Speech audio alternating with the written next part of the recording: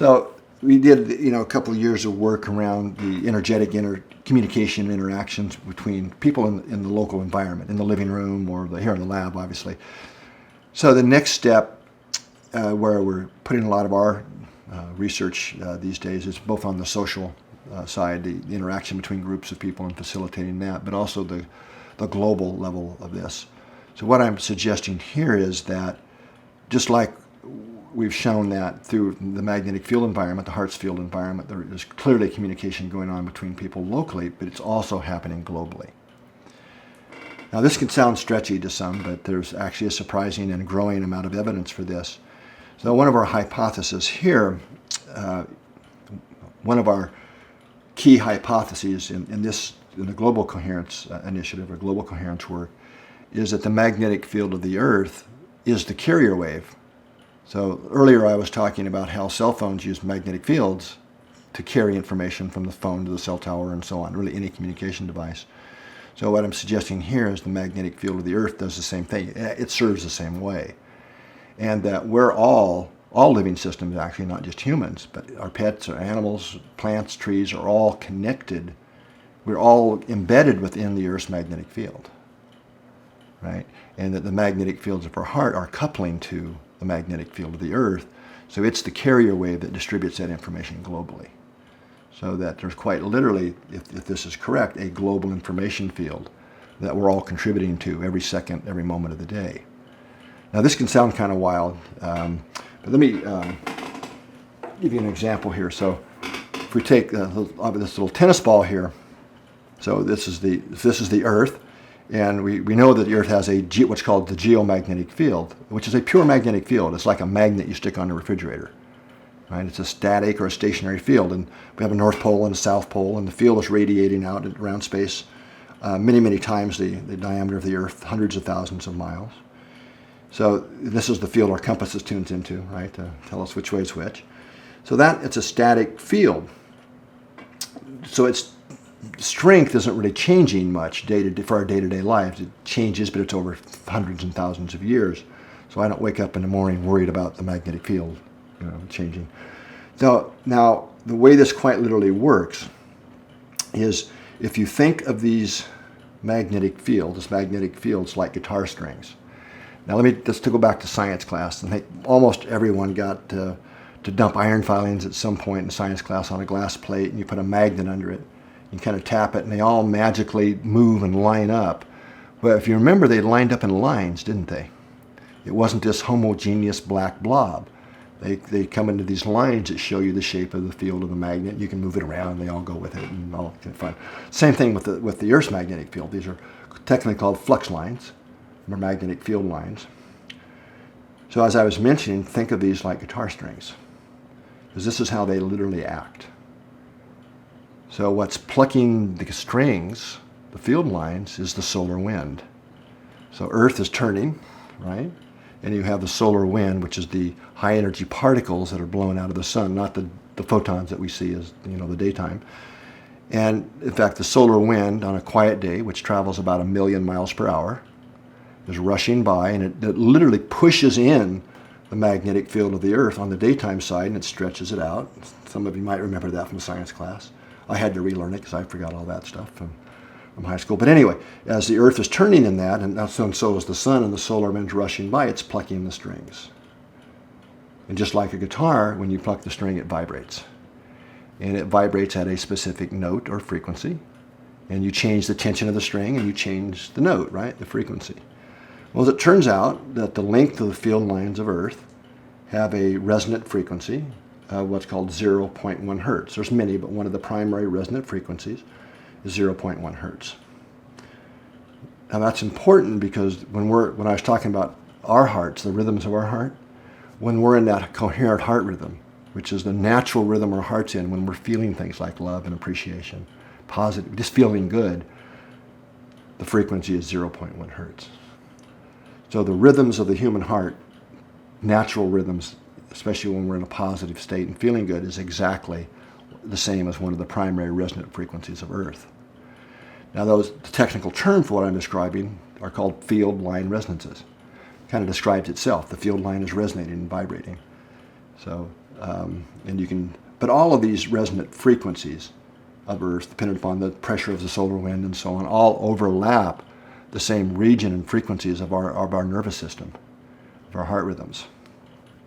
Now there's another element here. So we've got our Earth. Now, also around Earth, a different set of magnetic frequencies that's also very relevant for our work in global coherence. So if you think of Earth, surrounding Earth is like a soap bubble, and that's called the ionosphere. So this is a layer of highly ionized gas in our atmosphere. It starts about 50 miles up, and it's very thin. If you think global scales, it's about, it goes out to about 100 miles, 150, depending upon conditions. This highly ionized layer called the ionosphere, which is a plasma, which is considered the fourth state of matter in physics. So plasmas have a lot of very unique properties and things they do. One of those is that the bottom of the ionosphere is like a mirror to magnetic waves.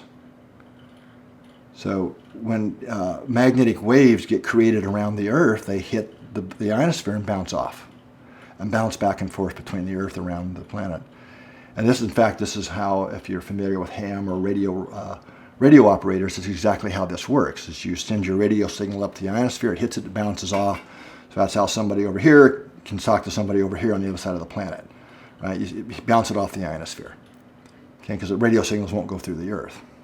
So anyway, when these magnetic waves get created in this cavity between the ionosphere and the Earth, and they're the right dimension, if you will, wavelength, frequency to fit in this cavity, they become what are technically called globally propagating standing waves. So let me translate that to people speak. They're everywhere all the time, right? And those are called Schumann resonances. And that's after a guy who first predicted their existence mathematically, and these were first measured in about 1960 with very crude equipment back then. And so in our research, we've had to put magnetometer sites all around the Earth to measure these two things I'm describing, the Schumann resonances. And the Schumann resonances, also need to mention here, are important because they overlap our brainwave frequencies. So the first Schumann resonant frequency is around 8.7 hertz, 8.73. But there's 8 of them. There's 8 Schumann resonances. A lot of people that hear about Schumann resonances, and they just hear about the first one and think that's all there is. There's really 8. All 8 of them overlap brainwave frequencies. Now the power, if you will, or the magnitude of the Schumann resonances is much smaller than the field line resonances I was describing. Much, much smaller. And they kind of ride on top of the field line resonances if you look at them spectrally. So the big rhythms of the Earth are the ones that overlap our heart. It's kind of, I think it's really interesting that in the human body, the heart's the big field and the brain's the smaller one. Almost exactly the same in Earth. You've got the big field line resonances that are the same as the heart frequency, and then the Schumanns, which are the same as the brain, which are much smaller in amplitude. So back to science class again, if I may. Well, so if we go back to science class, most people also got to, at some point in their, their studies to play with tuning forks. So we have, 2 tuning forks, the same tuned to the same frequency. And by the way, I should mention that tuning forks are highly coherent systems. Without coherence, you can't have resonance, which is the principle that we got to play with there. So you tap one tuning fork and you see that the other one starts to vibrate, even though you didn't touch it, right? So that's showing the principle of resonance, or really resonance transfer is really what that's showing. That in case of our tuning forks, we have air molecules. We're vibrating the fork, and the air vibrates and goes over, and because the other tuning fork is resonant, it starts to vibrate in unison with it. This principle works exactly the same way with magnetic fields, only you don't need the air molecules. Again, I'll use the cell phone analogy. Right in this room around us now, there are probably 100 cell phone calls going on, the electromagnetic signals. And if we get our phone out, how does it know the one that we want to tune into, to hear?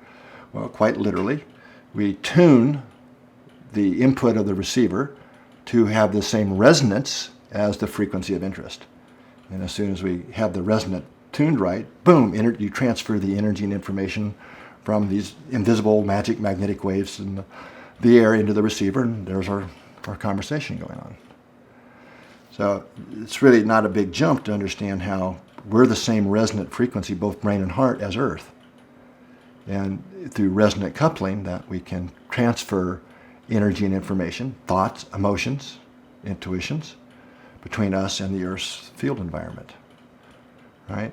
So one of the things that I always encourage people, if they really understand what is going on here, to start considering is, what am I feeding the field? How much of the day was spent really feeling kindness, appreciation for life, whatever it is. I have a home, versus frustration or irritation, impatience because my to-do list isn't getting done. Because I'm really saying it all counts. We're always all feeding the field. And it's really wonderful. There's more and more. It seems like every few weeks or month a new group is forming, or a new organization to bring people together, to come together in groups, to be more conscious of this, whether it's prayer groups or meditation groups, different types of these kind of things, which is wonderful. Because we also know from a scientific perspective that there really is an amplification effect when we, especially if we're in a coherent state together with a shared intention, it amplifies the signal we're radiating. And so it's wonderful that people get together once a month or whatever, or once a week to have these events. But what about the rest of the time? Right? So that's what it's really about, I think, for the shift that we're helping to facilitate here through the global coherence work, is really becoming more self-responsible and conscious of what I'm feeding the field. And increasing the ratios. Of course, nobody's going to walk around always beaming appreciation and love. That's not what I'm saying. But we can become more responsible for what we're feeding the field and kind of shift that ratio. So we're starting to take more responsibility for our own emotional diet and our own health and happiness, right? And that's, I'm seeing, as more and more people really understand this, it helps them become more responsible. Because it's not what I'm really suggesting here is what we're thinking, feeling, doesn't just happen inside of us. It happens out here too, and it actually happens globally. And some common examples that I hear a lot about from people that are waking up to these realities, is that sometimes you might wake up in the morning and you just feel out of sorts. Like you got up on the wrong side of the bed. But it's not because you had an argument or anything. Everything's fine, but you just feel out of sorts. And you turn on the news and you find out that there was just a school shooting, or a terror attack, or some major event that created a lot of chaos and death and destruction. And so when that happens, you have a lot of people who are suddenly triggered to feeling fear and anxiety and these types of things all at the same time. So that creates a wave in the global field environment that we're feeling, we're tuned into. It's just unconscious. We don't understand why until we turn the news on, right? Or the other situation can be, which is also possible, we can wake up kind of out of sorts or not sleep well because the magnetic field environment of the Earth has been disturbed. And that typically happens when there's a solar flare, which aren't that often that they hit Earth, but when there's a solar flare, it's a big, massive flow of plasma, it's called, and these things that hit the Earth's field. And they create a lot of turbulence in the field. So then that desyncs us, if you will, from the Earth's magnetic field. And that also creates feelings of angst, and more people have more headaches and are quicker to get frustrated. And one of these days, a number of studies have shown that. So what is very clear from many, many studies now is that we are embedded within the magnetic environment of the Earth, and that it has profound effects on us, right? And the Earth and its magnetic field are embedded within the field of the sun, and so on. See, that's the kind of the point here I'm making, is that the Earth's magnetic field is the carrier, right? And we're all embedded within that big carrier. That information is on the carrier, just like the cell phone. I mean, yes, the strength of my cell phone signal dies off, but that's a cell phone. It's not. If my cell phone could connect to the Earth's magnetic field as the carrier, I could talk to somebody in Africa on my cell phone directly without going through satellites and stuff. It's actually what Tesla was trying to prove and into, but that's another story. But I would suggest, though, that from our own research, that if we're right about this hypothesis, that the global field environment is very real, and it's changing real time. So as more and more people become more coherent and work together collectively, especially, we're putting a stronger coherent signal into the field environment. And that's really the mission of the global coherence work, is to help offset the current planetary stress waves and bring in a more coherent field environment to help lift collective consciousness. Right? Because as more people do wake up and become more heart-centered and aligned, that's also putting out another frequency into the field environment.